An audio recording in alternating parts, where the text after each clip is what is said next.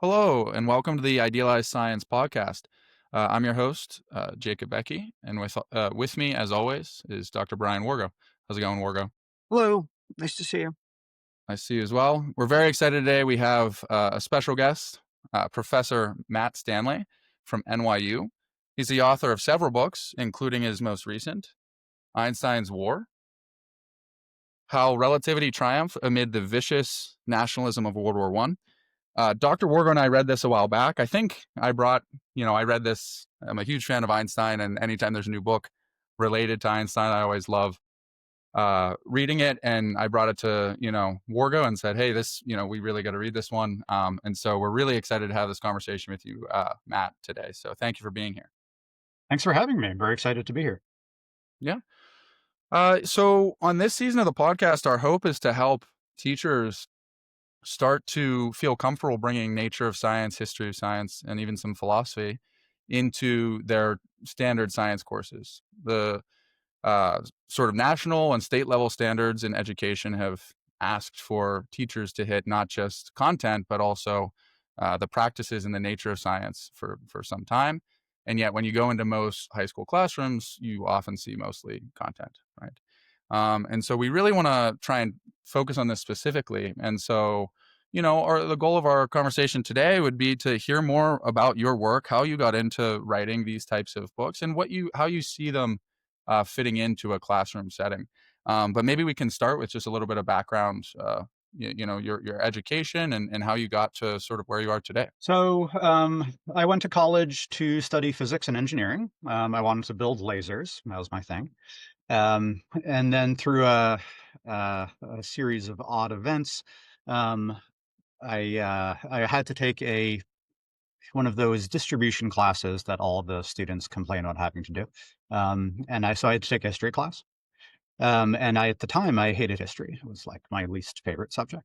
But I found a class that was cross-listed in the religion department that was about Eastern philosophy, Zen and Taoism and so on. And I was interested in that. So I thought, this is great. I can take this class and get rid of my history requirement. And fortunately for me, and I guess my life, the teacher there, Dr. Brooks, shout out to you. Appreciate the work. Is a really skilled pedagogue, and he kind of opened up my eyes to what the humanities could do. That is, as kind of a way of inquiry.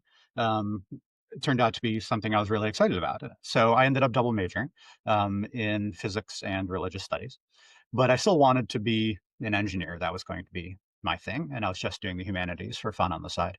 But gradually, they corrupted me, and the kind of critical thinking that the humanities taught me to do, I started deploying in my science classes as well, because I found those really fruitful sorts of questions. The problem was that my professors didn't recognize these as interesting questions. So I started doing things like saying, what does that equation mean?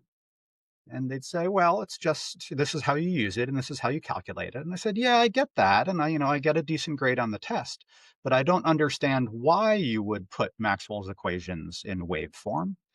And they'd say, well, because that's the right answer. And I'm like, well, it's only clear that that's the right answer if you know it ahead of time. So I started asking about things like that. How do we know that the equation for the Planck curve demands that the oscillators be quantized? Because it's actually not clear. So I gradually realized that there was more going on in the process of science than we were talking about in the classroom. And it took me a while so I knew there were questions about science that I was interested in pursuing and I wanted to know more about, but also that I wasn't going to be able to pursue those questions in the lab.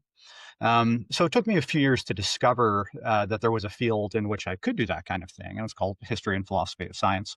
Um, this was in sort of the pre-World Wide Web days, so I couldn't just do a quick Google search to find what I was looking for.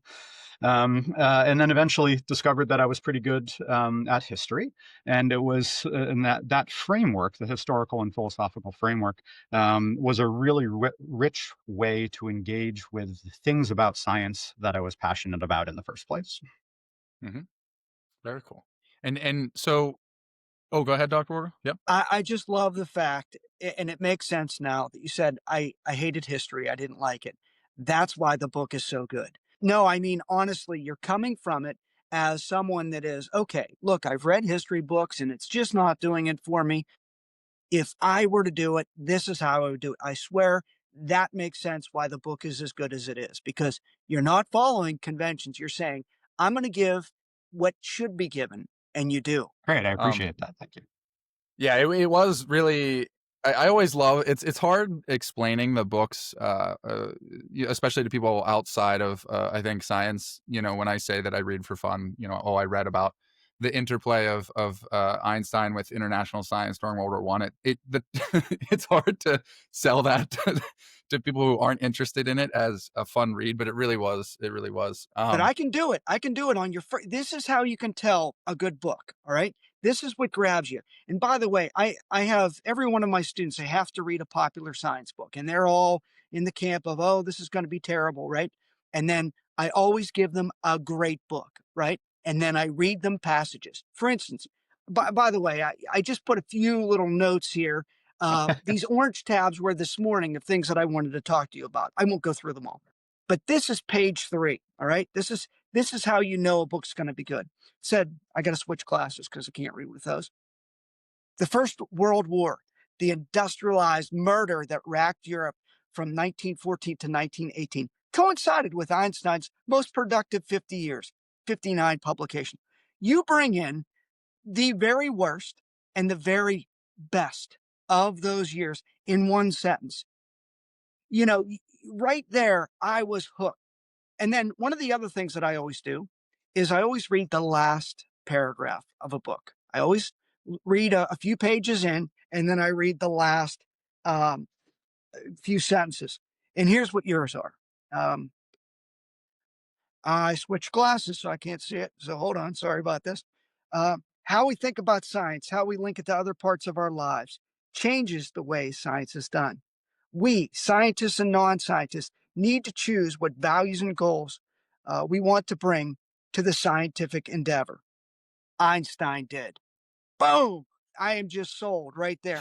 And from there, the middle part was entertaining, historical. I mean, it was just everything. And that's why the comment, I never liked science or I hated science, whatever, you make science as something that you would want to read. And I think that's the way to think of it. Would you want to read your own book? And this is a book that I would absolutely, I wish I wrote it. I wish I wrote it. That's how I can tell it's a good book. Thank you, Brian. That's great. Um, and I think maybe now's a good time, a natural time to say, you know, one of the main suggestions for teachers is as simple as what Dr. Wargo said. So to give you some background, by the way, Matt, Dr. Wargo was my high school physics teacher, and so you know, the first book he gave me was The Ascent of Science by Brian Silver, and I have it. yeah, and I still have a copy here, Thank and you very much. it was one of these things that that really inspired me to start down this path. And so, you know, I think one of the main recommendations we make to teachers is just to have their students read parts of books or a full book in their physics course, because so much is missed. And you point this out. So we have, you know, we want to get to also your article about why physicists should study history. But there's so much to talk about. But I think the one of the easiest ways to blend nature of science, history of science, and philosophy into the classroom would be just to read a book like this. And you know, maybe on that note, when you were going through, you know, this process, it sounds like, you know, starting very interested in engineering and then finding that, okay, no, you know, there's more to history than just these lists of facts. There's actually a lot here. um you know, what was it like then transitioning into that new field, and from there, how did you end up becoming a professor but also wanting to write books? In some fields that's less encouraged than others, I guess. Is it the norm in history and philosophy? Yeah, something. Yeah, good questions. So once I discovered that history and philosophy of science was a thing, I decided that I wanted to go do my PhD in that field. And at the sort of at that time, which I guess was what, 25 years ago now, It was pretty common for most historians of science and philosophers of science had a career formation much like mine. That is, they were trained in the sciences and then got interested in broader things.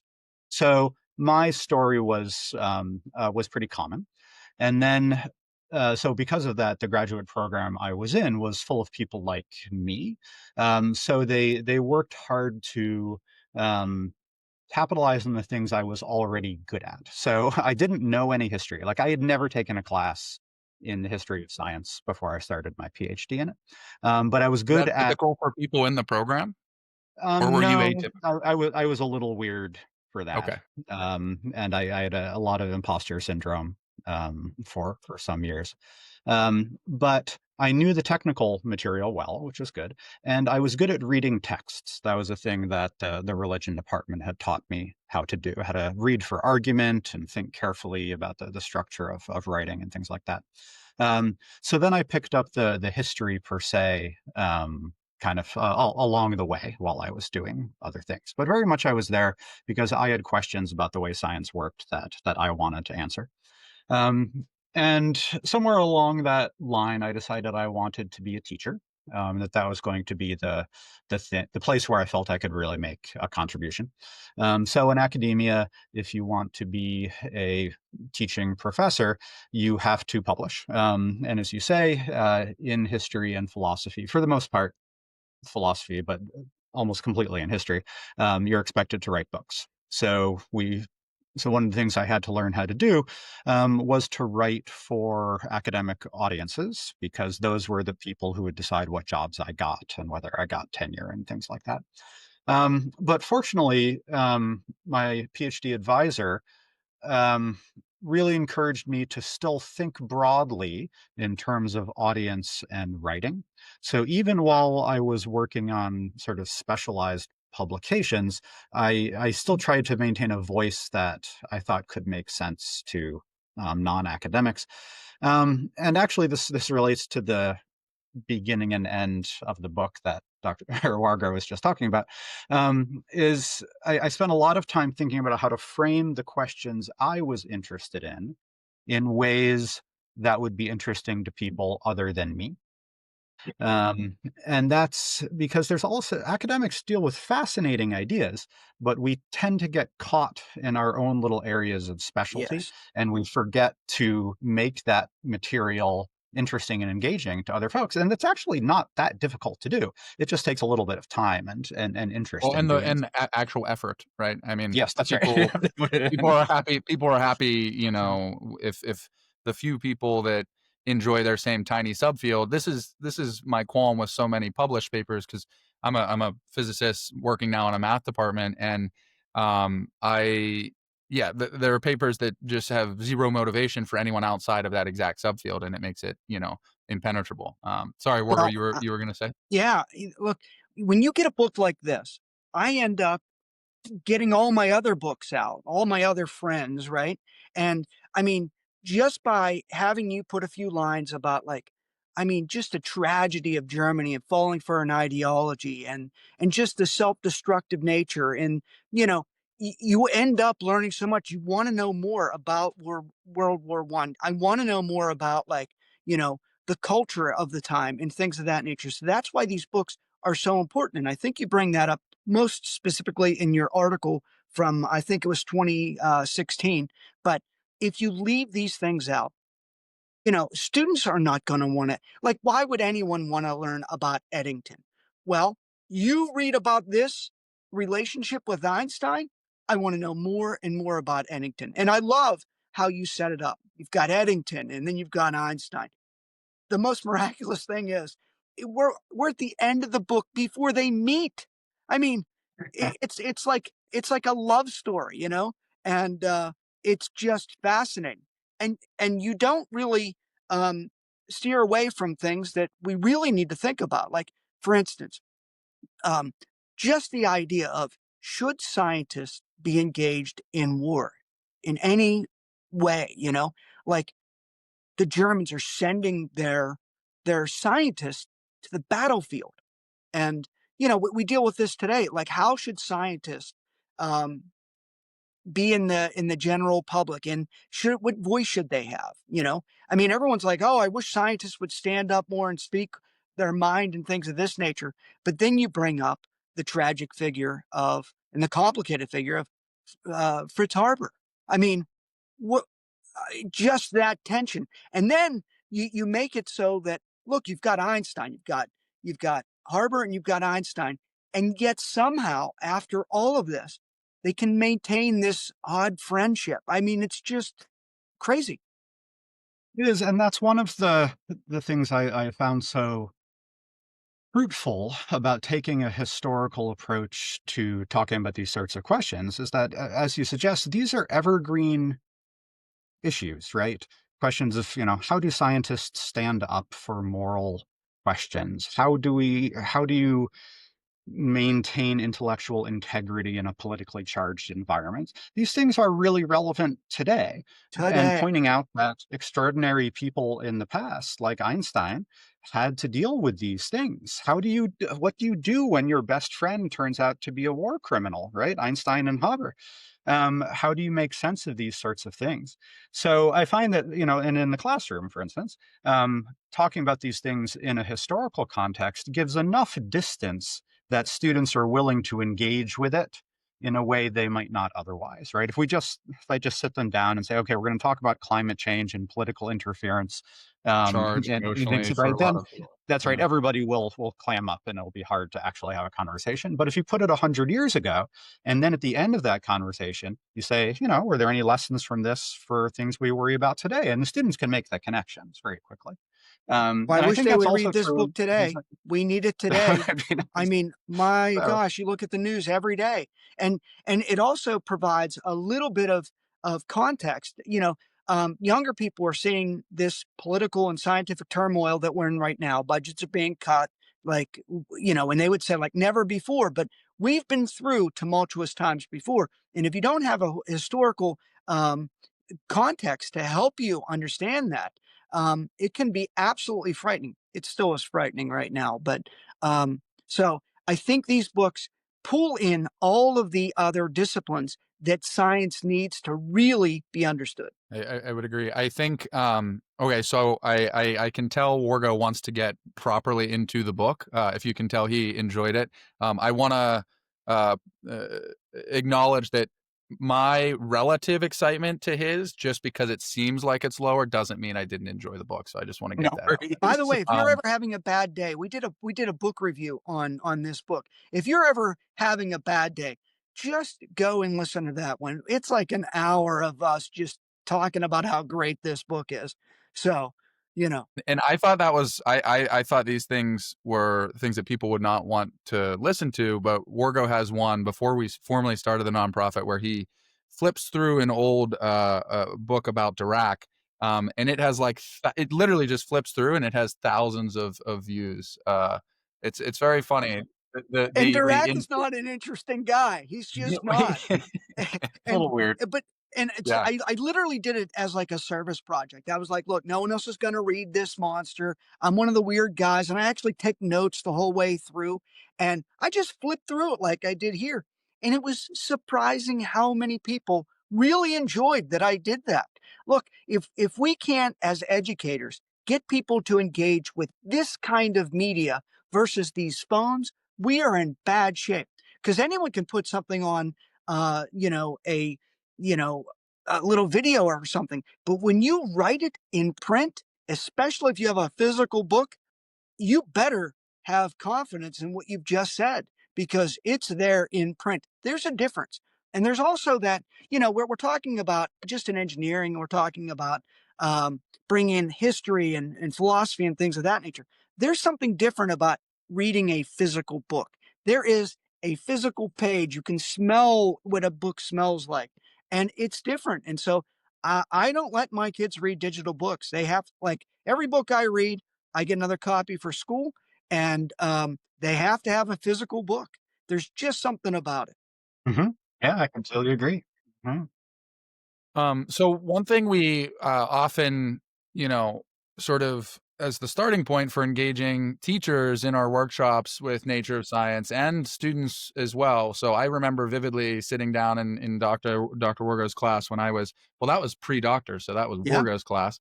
I was a Um, I was a lot and taller back in those days too, right? And I had more hair and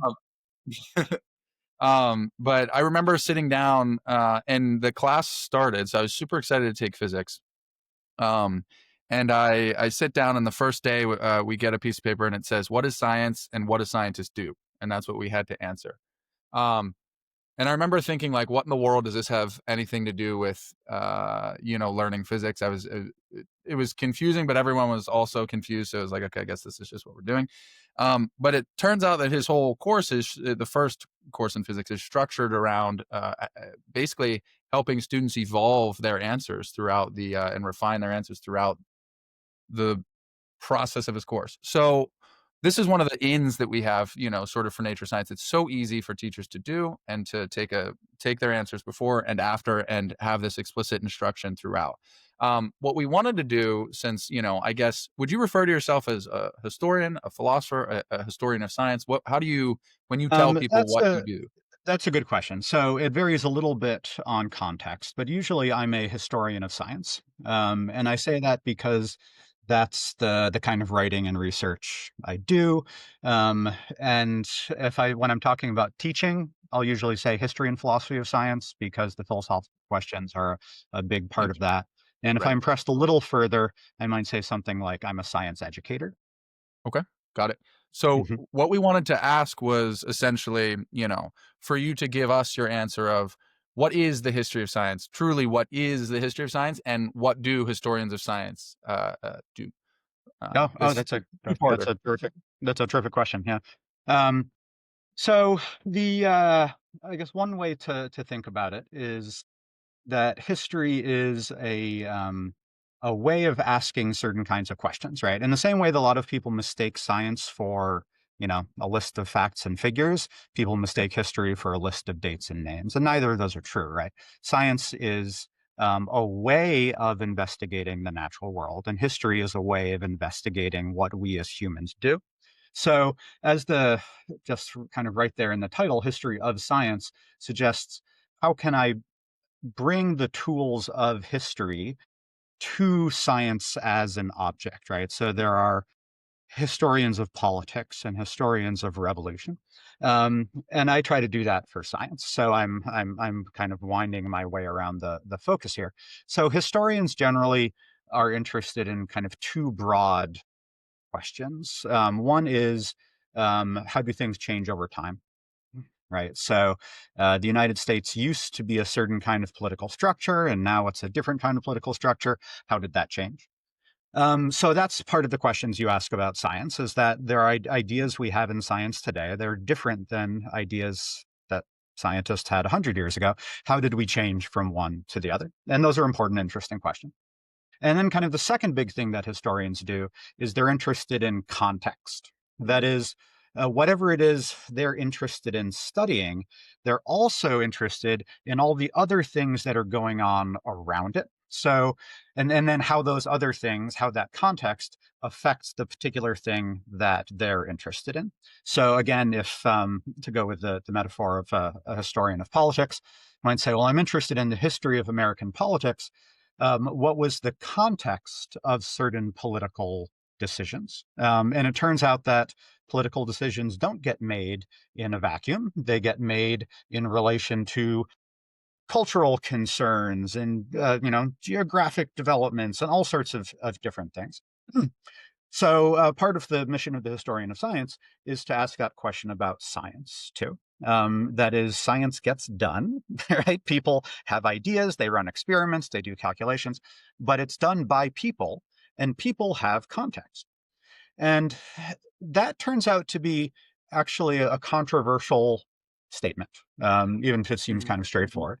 A lot of scientists, when they write down the answer to the question, what is science, you might get something like it's objective, Yeah. by which they mean it's separated from everything else. It's not influenced by any human matters. But a historian of science, kind of by definition, has to reject that. That is, it's literally my job to figure out what the contexts are for the doing of science and how that changes the way the science gets done. Um, so that is actually a quite controversial Maybe we position can dig in to there just for a sec. yeah. So, with the Sure. answer of science is objective, I mean, I guess what an expert might be trying to say there is that there is, uh, as opposed to an opinion about, let's say, a painting or something, which there is no, this is the correct answer, this is not. If you're solving the quadratic equation, there is an answer, right? And in that sense, it feels objective. But the process of science is far from, this linear path from hypothesis to conclusion. But it's very social, and like you say in your article, which we will link in the show notes, um, you know, what people even choose to work on is influenced by the time and by the culture and who is in their network. And these things are subjective in that way. I want to point out, though, that there's not just one quadratic equation. We made that equation because it's convenient for us, right? I mean, couldn't you put it in different forms?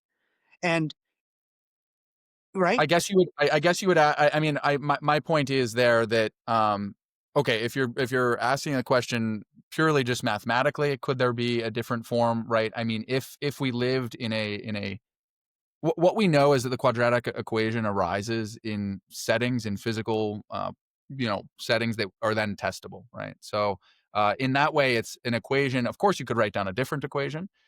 It just so happens that this equation is useful for things, and in that sense, I understand when experts lean towards saying something is objective, but I think it misses a lot of the point, I guess. Yeah, that's right. It's not actually a very helpful category. It's almost entirely a pejorative thing used to attack people or not. I should say there's a wonderful book about the history of the category of objectivity. It's just called Objectivity, by Peter Gallison and Lorraine Daston, that you guys should review. It's a wonderful book if you want to dig And into that. maybe can you remind me? Can you repeat the title there? It's just Objectivity by Objectivity. okay, And the authors are Peter Gallison and Lorraine Daston. fantastic. All right, we will add it to the list. I wanted to maybe this is a natural time then to ask. So for me, Wargo is also an avid birder, and he introduced me to this concept of a spark bird. I think is that right, Wargo? Is that the term? The bird that gets you into birding. And so, my spark book was Cosmos by Carl Sagan. And Wargo, I don't know if you have one, but if you were pressed to pick one, what would yours be? I would take maybe this top shelf, and no, it's too hard. But I really love Sagan. Demon Haunted World was just such a wonderful book. That was just another one that you couldn't let down. Um, but it's hard. It's hard. It's getting It's always harder. hard to pick, I just but I just read for Sapien. I just read Sapien, and yes, there oh, it is. beautiful. There you I go. mean, yeah. So I've got my problem is I've got the hard cover and the soft cover, and you gotta whatever. But they're addictive, and this is so hard. Dr. Beckey said earlier, it's hard to tell people that you read books for fun.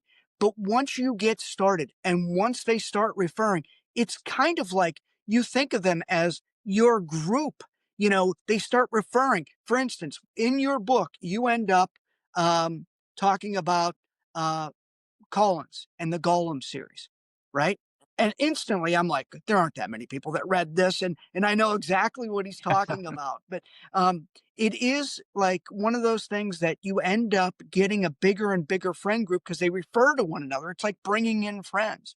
Um, yeah, I would like to just ask one question about as a historian. You've got the canon, you've got the things that like in science we like to say there are certain things that are more objective and less objective. In mathematics, we would say is more objective, and as you get more towards like the social sciences, they become less objective, and so on.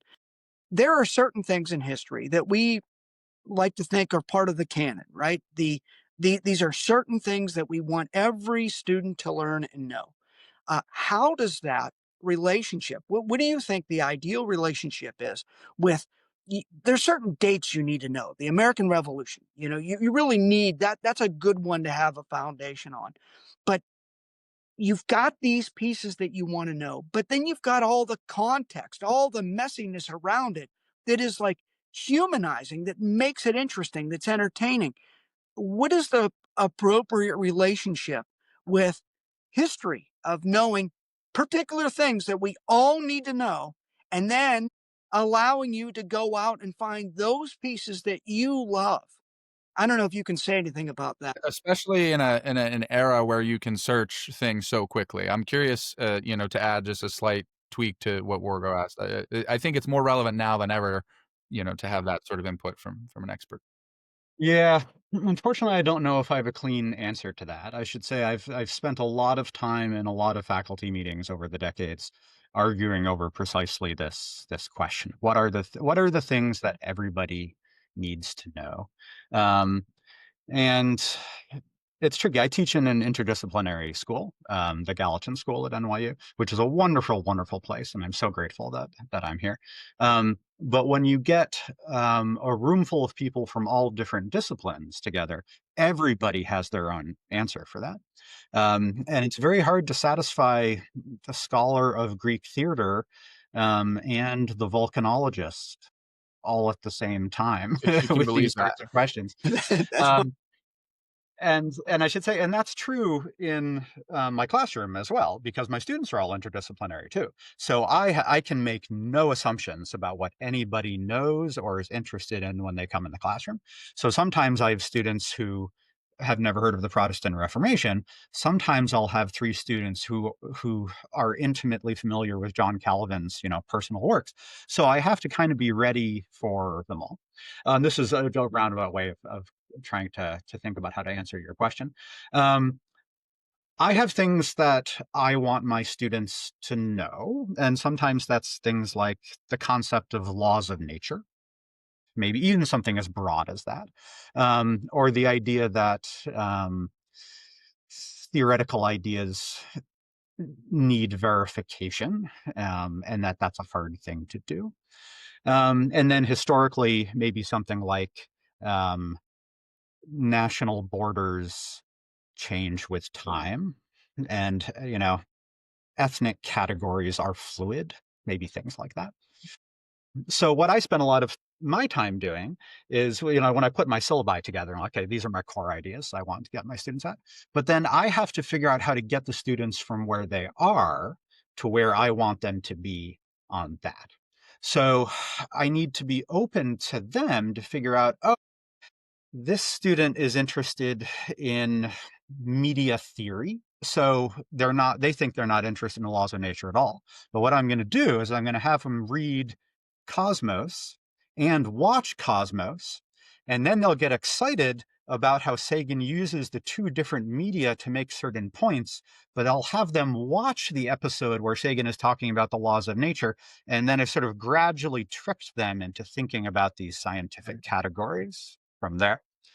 Um, so I think I actually spend less time thinking about what's the essential thing I need my students to know, and more about how do I catch them where they are to get them closer to where I want them to be. I think that's highlights a great sort of principle for teaching in general. You said something to the effect of like listening to the students it's a shocking step, I think, for some, and then further meeting the student where they are, and bringing them along as far as you can. If every teacher did exactly that, I think each class would be that much better. Yeah, okay, that's interesting. So I guess I am just naturally we should properly get into the discussion of the book, but I want the interdisciplinary department you're in is very interesting to me as well, and this is something I grapple with. So I am I have my PhD in physics, but I am working sort of in more of a math department now, and trying not to spread myself too thin with the different things I learn. And it sounds like in an interdisciplinary department like that, you might have some insight on the age old question of jack of all trades, master of none. Um, Better yet than a master of one. But yeah, so I'm curious. I'm curious just to hear your thoughts on this, because I since I was in Dr. Wargo's class in high school, I've thought about At first I wanted to do Spanish, physics, and math. That's what I was going to do. And then I realized, okay, I can't take, if I do that, I can't take more math. So I said, okay, I'm just going to do physics, and where do you draw the line? And from your perspective, like, what are some of the main benefits of having this interdisciplinary environment? So it's a really good question. It's something I spend a lot of time thinking about because as an interdisciplinary school, we have to spend a lot of time being reflective about what it is we do and why we choose that particular way. But one of the things I discovered, so I should say, you were asking about my kind of career trajectory before. I did my PhD in history of science and was kind of trained as a historian. So I got a job in a history department as a history professor, and then I got to do a little bit of history of science along the way. And then I got a job in a science department as like the local historian. And those were both good, but not quite right. And then when I ended up here, it was kind of a kid in the candy store. Like, okay, I can really You were do like, this is it. This is the right that's fit. right. Whatever crazy thing I'm interested in, I can do here. But my research was still doing history of science in the way we were talking about before and writing books and so on. Um, but my colleagues were not, right? I was the only historian of science here. So I had to figure out how to make what I was doing interesting to them. So, like I said, on one side of my office is the scholar of ancient Greek theater, and on the other side is a historian of Latin American political revolutions. So they'd poke their head in my office and say, "What are you working on?" And I would say, "Epistemological foundations of general relativity." And you're like, okay. So They stop. part They of they it might was stop just, asking over time. Yeah. well, that's right. And that's what I didn't want that to happen. So it was kind of a water cooler problem, which is like, how can I make what I'm interested in interesting to my colleagues as well that Mhm. don't share any of that? Um, and that became that was like a daily challenge that I would set myself. Like, okay, I'm going to go talk to my friend who does screenwriting today, and let's talk about. And then he'd say, "What are you working on?" And I'd say, "Well." Instead of saying epistemological foundations of general relativity, like, well, I'm looking at how Eddington used theatrical strategies to present some of the results from the 1919 expedition. And then my colleague would say, "Oh yeah," and then we would talk about, Find what some it common means to, ground there yeah, instead exactly, of what it means right. to talk about science through a theatrical lens. And then that would give me different ideas. Like, oh, that's great. So the work I have done over the significant amount of time I've been here has evolved with time. Like I couldn't have written Einstein's War when I first got here in 2008. That was not the kind of work I was doing. But after years of talking with my colleagues who do all kinds of different things, it's not just that I've worked hard to make my work comprehensible to those people, but I have. But having those conversations has changed the kind of work I did as well. That's really interesting. But along the lines of your question, I'm still a historian of science, but I'm a historian of science who I think has been deeply informed by conversations with artists and social scientists and all sorts of different people. So my work looks different than it had before, but I still am what I am, and that's generally how I try to steer my students as well. Is that even if you're interested in a bunch of different things, and I certainly am, you should pick a couple of things to get good at. Um, because if you the jack of all trades problem is a real problem, right? It's not an illusionary problem. Um, it's very hard to do interesting work if you don't have some depth of skill in one area. So I often try to steer my students to say, like, pick two things to get significant skills at, and then take as many other classes as you want and see how it informs your core questions. And I those think that's core really good questions, advice. yeah, Yeah. and those core things can evolve with time too, as they did for me, right? I didn't Totally. know history of science existed until I did. And actually, weirdly, I think if history of science had been an option for me as an undergrad, I wouldn't have been interested in it. I had to spend several years doing physics Yeah. before. before I grokked it deeply enough to know how to ask those further questions. I really love that answer. I think for any student, I'll just start regurgitating something along those lines that ask me these things because I think That's a good it's spot response. on. Like, yeah, if you don't develop deep expertise in at least one area, Yeah, it can be such a hindrance for the job search if that's what you're worried about, but also I think for the joy that you take out of engaging with other things. Like a lot of my joy in engaging with other disciplines comes from a lens of, physics. And if I didn't have that background, it might be, harder for me to ask a question that the other expert finds interesting or that I would find interesting and things like that. I really appreciate that response. that word joy is so important. And if we don't bring joy to these young people in our schools, they are just going to find joy flicking on their phones, watching cats watch, chase lasers or whatever. We You can have really, both. You can have both. You just need a come little. on You now, need a come little on, more. easy. But we really need to tap into what is it that could excite these young people. Maybe it's not what we want them. Look, I don't think most young people are like, oh, history is great. I want to learn more history. But as they get older and they have more experiences and they have more knowledge, putting that together, that historical lens becomes wonderful.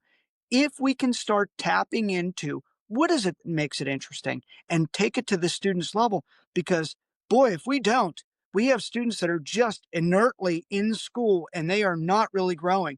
And for many of us, by the time you get out, and you really are ready for that, you've got a job and you've got real responsibilities. So we do need to figure out how to get that excitement, how to get that joy into schools for all students. Absolutely. And I think one of the quotes from the article was it physics? Was it physics It's a today? Yes, it was. beautiful, Today. beautiful picture Yeah, too. it was put They together. did a wonderful job with that. Yeah. I can't. Yeah, it's really nice. The quote I really liked at the beginning, which ties directly into what Wargo was just saying, is that students can potentially lose the wonder and curiosity that drew them to science in the first place. Historical narratives naturally raise conceptual, philosophical, political, ethical, or social questions that show the importance of physics for their students' own lives. A field in which people are acknowledged as people is much more appealing than one in which they are just calculating machines. I think that's like Boom, just hits the boom. nail on the head. It's really great. So we'll link that article in the show notes. I think two things. One, we never got your Spark book. Wargo Oh, that's has right. a Sorry. tendency, if you couldn't He held up Demon tell, Haunted of World. He sometimes, held up Demon Haunted World. So we're gonna kill and one that's of the right answers. Honestly, think that's actually not, I think, the right Okay. answer for me. Um, my Spark book story is kind of an interesting one, I think, because I didn't realize it was a Spark book at the time. But it's a somewhat silly Oh, book called The Tao that's of okay. old Physics. school there. A lot of Yeah, young Dr. people won't know Wargo, this you're one. old enough to remember this. Jacob, you're probably not.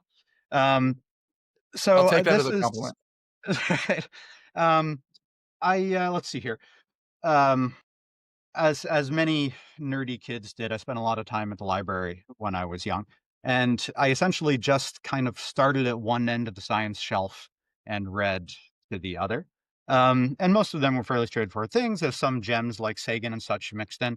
But in high school, I encountered this. So it's the Tao of Physics by Friedrich Capra, and it's a 1970s counterculture book about sort Yes. of conceptual links between Eastern philosophy and quantum physics and relativity. Um, and it's not the most rigorously argued or anything like that, but it was my first encounter with the idea that science could have an interpretation. That is, you could look at a scientific category and say, what does that mean for XYZ?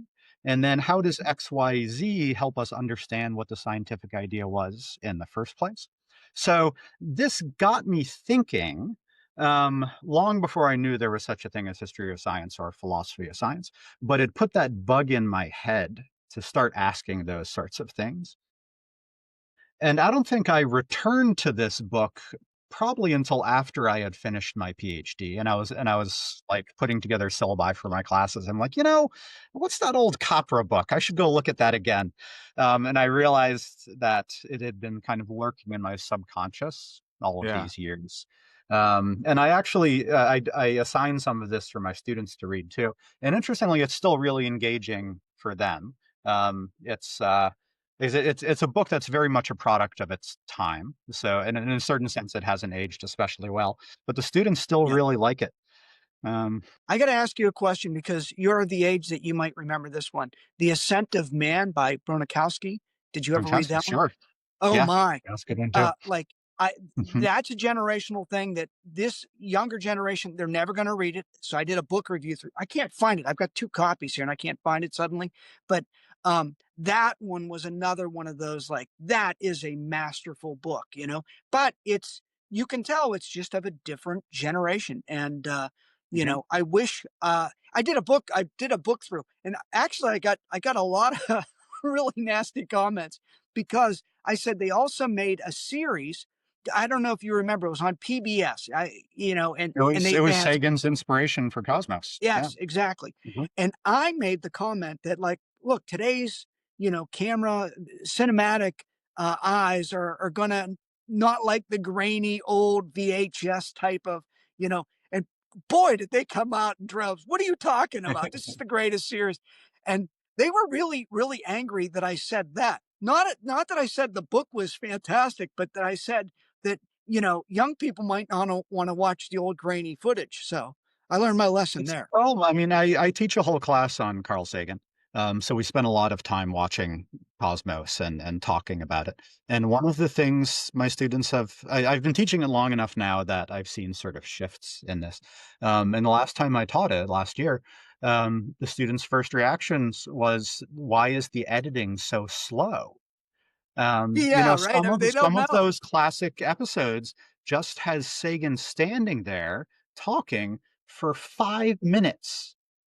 With Um, no Yeah, with no with cuts, no, no. exactly, yeah, no no And zooming, this cuts, was no no broadcast graphics. on He's on just talking about PBS stuff. Sunday nights. Do you Um, remember that yeah. PBS? And everyone in the world like gathered round to watch him stand without props and speak for 5 minutes.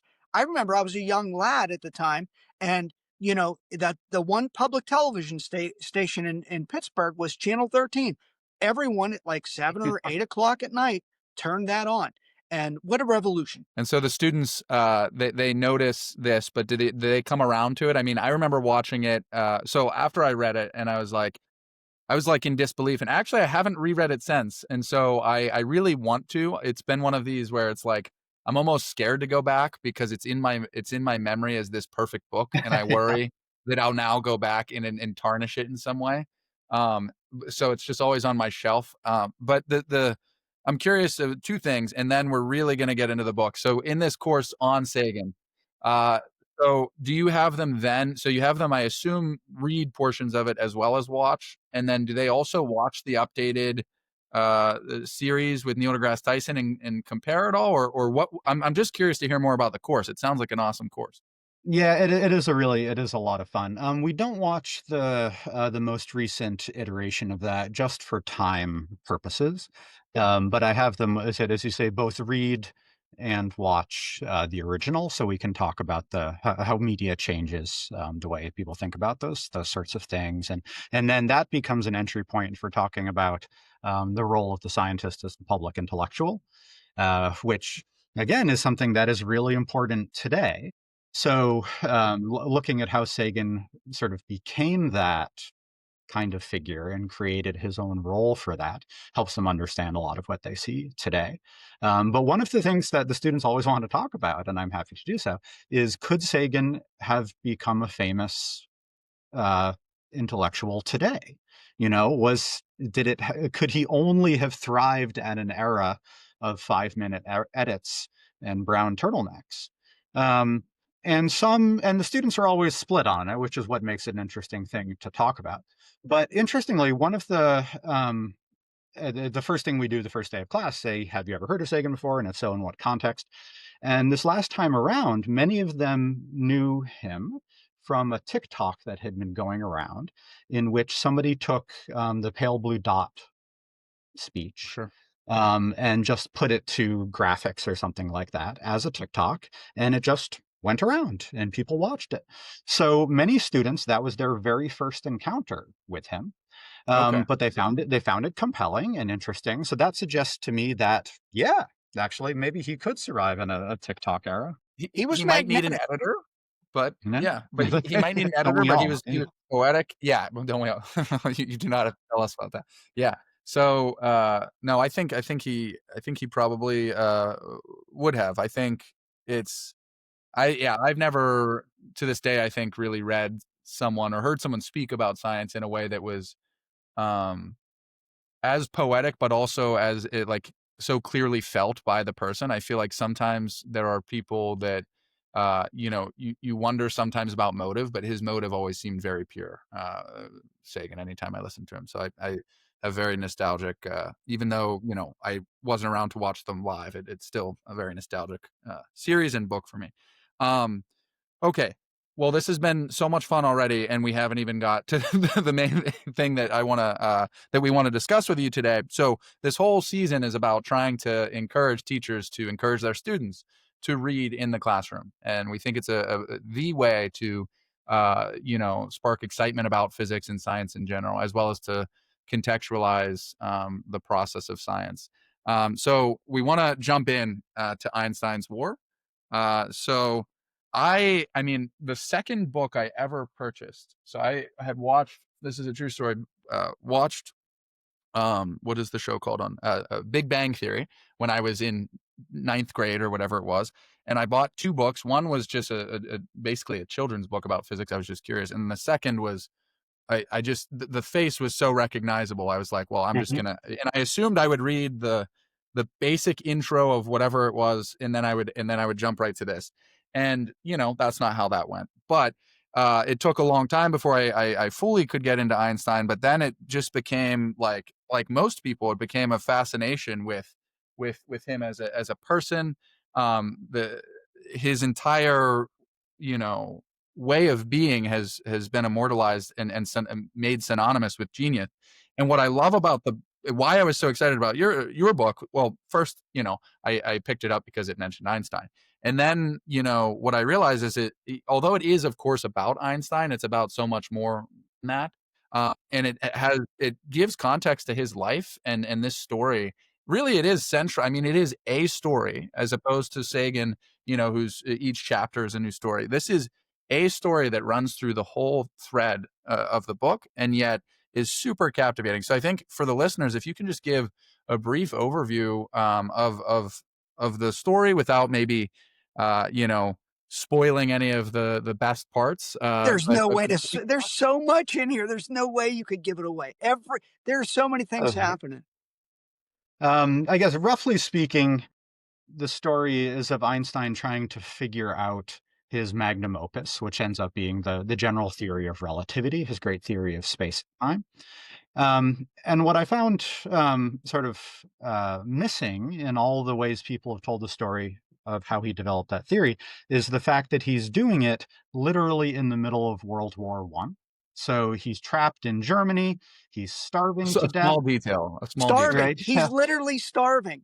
I mean, Right. you make that so clear. You're like, look, they didn't have food. They were like, can I send you some food? I Right. mean, He's being politically persecuted, and yet somehow he's doing his science at the same time. And then in parallel to that, it turns out this pacifist scientist named Arthur Eddington on the other side of the battle lines, both literally and figuratively, who takes up Einstein's cause, and that cause being the theory of relativity, and ends up being the person who proves Einstein right and makes him famous. Um, so what I wanted to do in the book was point out that it's not an accident that these epical events in science are happening in the middle of the war, right? These are not separable kinds of things. Eddington and Einstein work together because of the war, not in spite of it.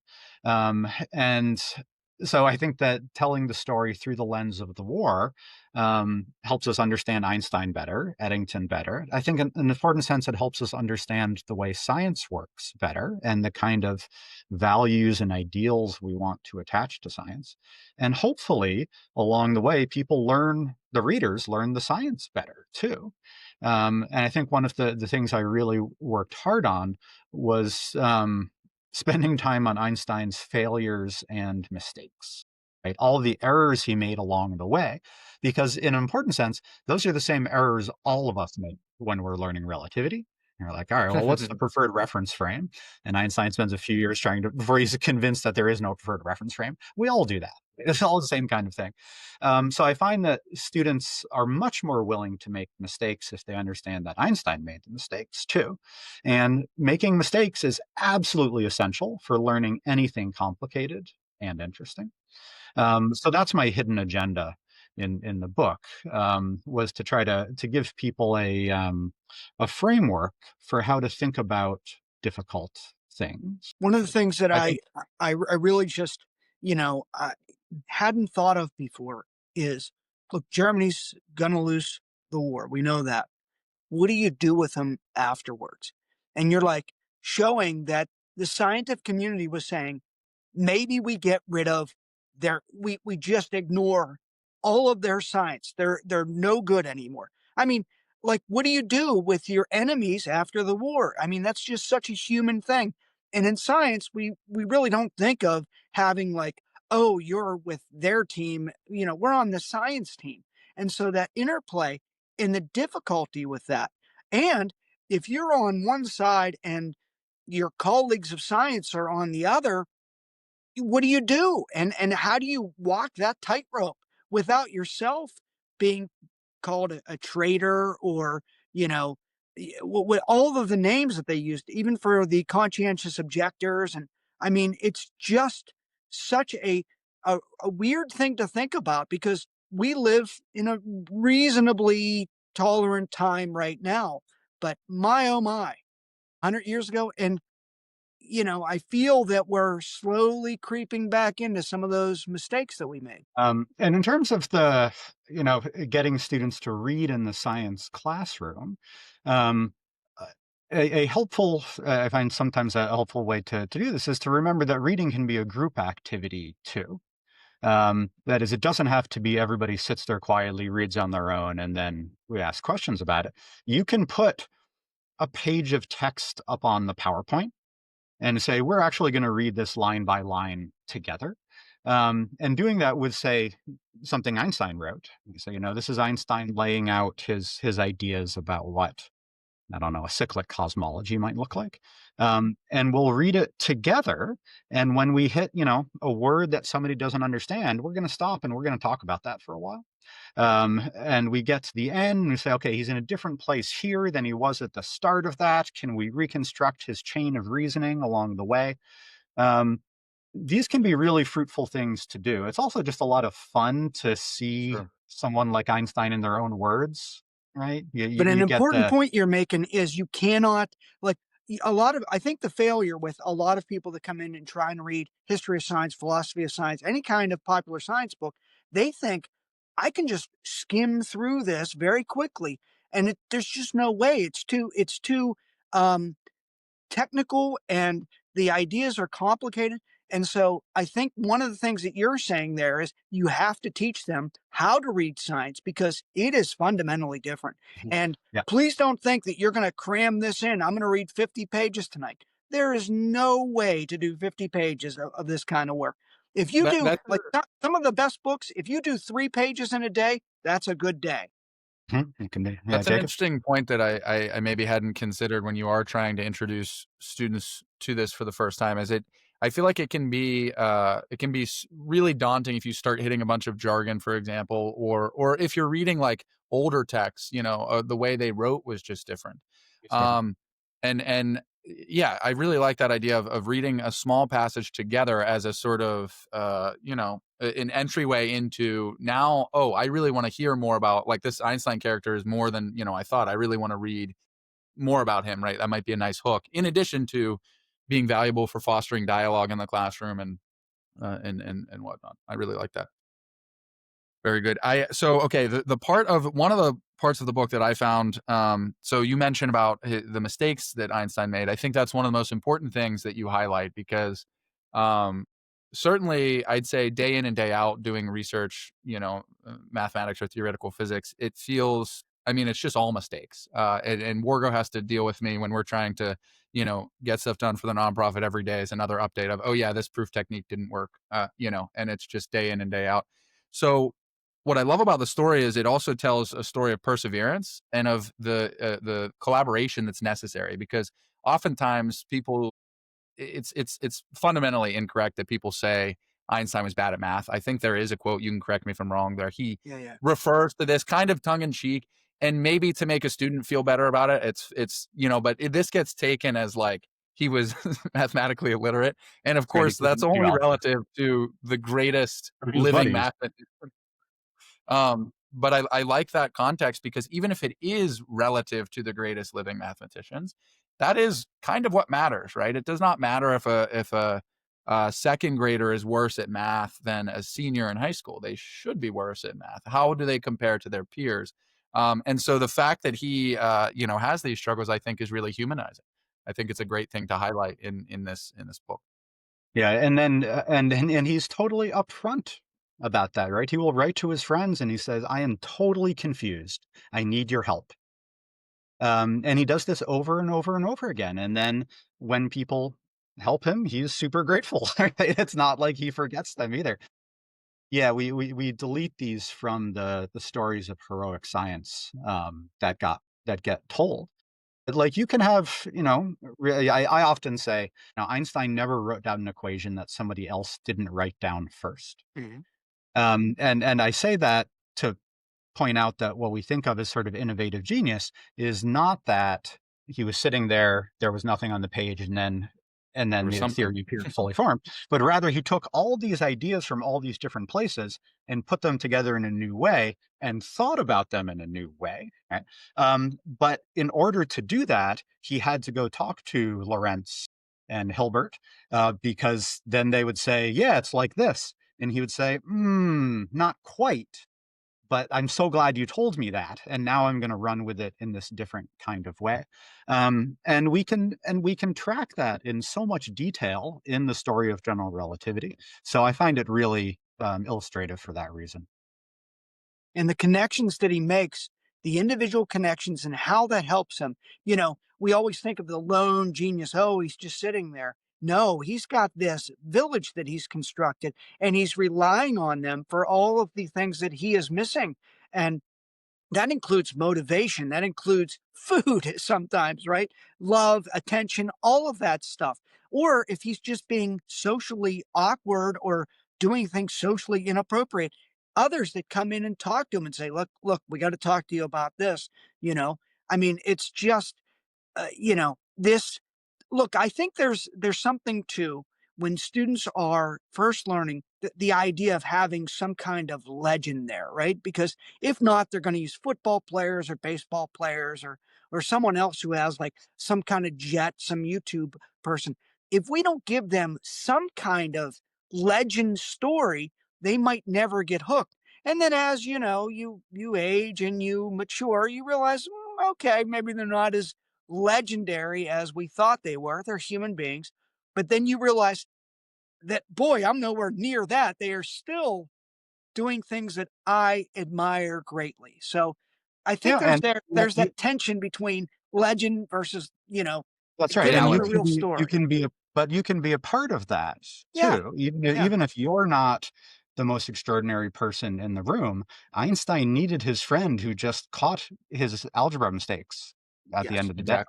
Exactly. I think that is an essential takeaway because a lot of people that don't understand the interworkings of science and math think that it is, and okay, there are examples, famous examples of people working in almost complete isolation on a problem all the way seeing it through, but that is the exception, not the rule. Um, but one of the other things that I find sort of amazing is this test. You mentioned a little bit about the theatrics that Eddington sort of put into it, in the sense that they sort of, correct me if I'm wrong, they went to the media ahead of time saying there's going to be this expedition and it's going to test these things and you need to be ready because this is a paradigm shift that we're watching with our own eyes, unfolding. So can you say a little bit just about how that played into what then happened in Einstein's life? He became, I'd say, you know, in terms of how quickly it happened, there really hasn't been someone that went from relatively unknown to as famous as he was as a scientist since, and I don't know that there maybe ever will be. That's right. He was kind of the setter of the expectation for that. Yeah. So Eddington, in addition to being a really great astrophysicist, was a fantastic writer and had a really good feel for what nowadays we would call popular science, or maybe even just public relations. He was kind of the Sagan of his day for that. So he was really interested in relativity for its technical aspects and wanted to show that it was correct. But he also wanted to make the case that internationalism in science was essential. So part of his project was making Einstein into the symbol of that, right? The enemy German, but who is himself a pacifist, who changes all of our understanding of the universe, but only if we truly commit to the idea that science is beyond politics and wartime hatred and things like that. So Eddington is planning for all of this early on. Right? He's giving public lectures, but as he suggests, he's also talking to newspaper editors and reporters ahead of time to get them ready, kind of build expectations. So when he comes back from the expedition in 1919 with a positive result, they're primed and ready to go with world-changing newspaper stories. Right? He'd talked to them about the best way to do this and what it should look like and how it's going to be, and that really paid off, right? It's not, he didn't leave these things to chance. So Einstein was still under blockade in Germany, so he was essentially not involved in this at all. So he tells the story of a reporter just showing up at his door one day in Berlin and saying, "Are you the famous Professor Einstein?" And Einstein's like, "I have no idea what you're talking about or why you would be interested in talking to me." Yes. And but yes, that's right. If I'm willing to talk to you, of course. Yeah, but okay, Um, twist my arm, let's right? talk. Yeah, that's right. So it's and it's hard to so Einstein was taken unawares by this, but most of the world was as well. So That's Einstein goes from being it's actually it's interesting if you look at the frequency with which Einstein's name appears in newspapers is easy to do with modern tools. In newspapers, it's one or two times between 1905 and 1919, and then suddenly hundreds of times a day all around the yeah. world. So it's Wow. not like, and he had been doing super important scientific work that whole time. It's not like he just appeared one day, but rather was the result of a conscious engineering to create this kind of heroic international figure. One of the That's things really that I cool. always think about is, look, 100 years ago, I'm sure, as your book points out, we're dealing with many of the same problems that we deal with today. But right Hmm. now just feels like such a tumultuous time. It feels like we have pseudo history being written. And how are they going to know, like, what we are going through? How does how does history, and maybe it doesn't, they ever figure that out? Like, in 20 years, when we look back at our politics today, what's happening in science and things of that nature, how are we to make sense of what I would say is a really, really terrible mess right now? Yeah. So I totally understand what you're saying. I'm on the same board with you. But one of the things that being a historian reminds me of is that everything feels chaotic in the moment, right? And hopefully, one of the things that comes out of the book is Einstein's experience of being in the midst of the chaos, of exactly the same kind of deeply emotive chaos that we're experiencing today, and not knowing where things were going to go, um, and trying to figure out how to work within that uncertainty to get to the places he wanted to be. So that's where we are at now, right? And I was able to reconstruct that because Einstein wrote letters to his friends, and those letters have survived. Um, Nowadays, it's a little trickier because we don't write things down the same way, right? We don't record phone calls the same way, and perversely, we have this deluge of information. Um, so the amount of words produced on social media every day is so enormous that no one's going to be able to go back and process it. So I don't know what historians 20 years from now are going to do to try and reconstruct today. But I'm also aware on kind of a meta level that that's always how it feels. Yeah. Um, I, I I'm just old thought enough I now. just thought of something right now, and I was writing it down before I lost it. Because now, when I really think about what is it that sticks with me from your book, when I look at the history of this, and I just wrote it. It seems like World War I, we lost our morality, right? I mean, we just let it go, and your book kind of shows that Einstein kind of saved us with his humanity, right?